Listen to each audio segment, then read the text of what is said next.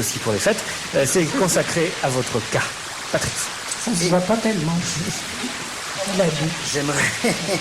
J'aimerais vous présenter, si vous le voulez bien, le journal de l'an 2000 à l'aube de cette nouvelle année. À l'aube de ce siècle. Eh bien, bonjour, good morning, guten tag, buongiorno, buenos dias, bonjour, n'est-ce pas? Vous écoutez France Inter, voici les titres d'actualité de cette première semaine de l'an 2000, avec pour invité Richard Boringer, qui vient d'achever le tournage du Grand Chemin numéro 2, Le Retour, plus précisément intitulé, Richard, La départementale. Bien, vous êtes content? Non. Parfait. Ce soir, sur toutes les chaînes de télévision, le président de la République, Jean-Claude Gaudin, adressera ses vœux de bonne année à l'Europe des deux. Il en profitera pour présenter sa future épouse, Jeanne Calment, qui, le jour de ses 124 ans, avait déclaré à la presse « Je me marie parce que j'en ai assez d'être vierge ». Les futurs époux dîneront ensuite à la pizzeria Romero, en compagnie de leur témoin Antoine Pinet et Toutankhamon. Vous avez été marié, Richard? Oui, comme tout le monde.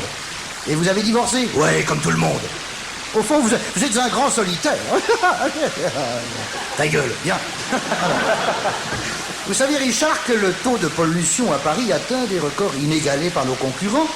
Mais pour y remédier, le maire de Paris, Yves Duteil,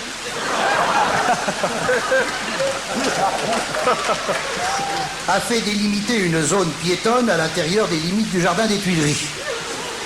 Quant à Mireille Dumas, elle a dû changer le titre de son émission « Bas les masques », après qu'Yves Duteil lui ait dit « Avec l'air qu'on respire, c'est pas le moment ».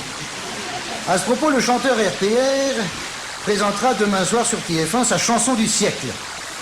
Chanson intitulée « La Seine est un fleuve ». Le ministre de la Culture, Daniel Gilbert, lui remettra le poireau de bronze, qu'elle conservait jalousement depuis 15 ans. Au fait, Richard, vous chantez toujours? Oui, je prépare un CD avec les chansons de Philippe Lyotard. Vous pourriez nous donner quelques titres?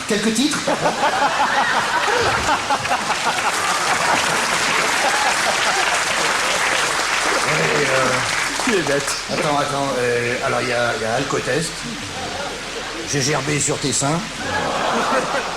Quand j'avance, tu décapsules. Philippe Léotard, dont les obsèques auront lieu après-demain à Saint-Émilion. Philippe Léotard, dont le caveau sera classé grand cru de l'année. Ça lui fera une dernière bière. Si j'en crois notre envoyé spécial Daniel Gros, qui, en compagnie de Patrick Fonte et d'une vingtaine d'humoristes, s'était produit à l'Olympia le 15 avril 1996. C'est très drôle parce que les billets étaient en vente dès maintenant.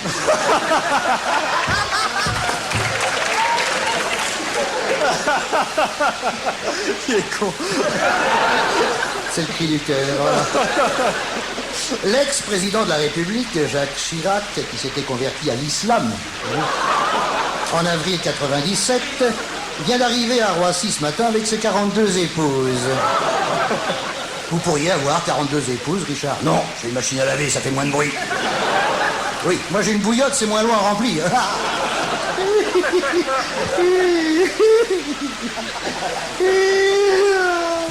Le Tour de France 2001 passera par Honolulu, Nukuʻalofa, Singapour et Yves-Tornel.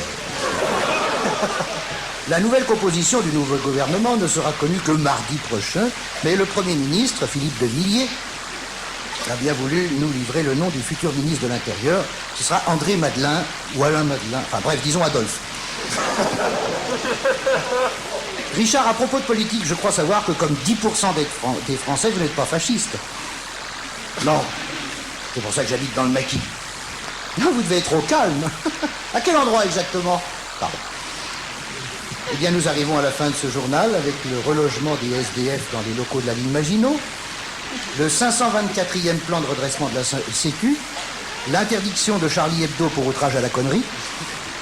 Et je vous laisse avec toute l'équipe de Laurent Ruquier pour son émission Rien à bouffer. À vous, Londres!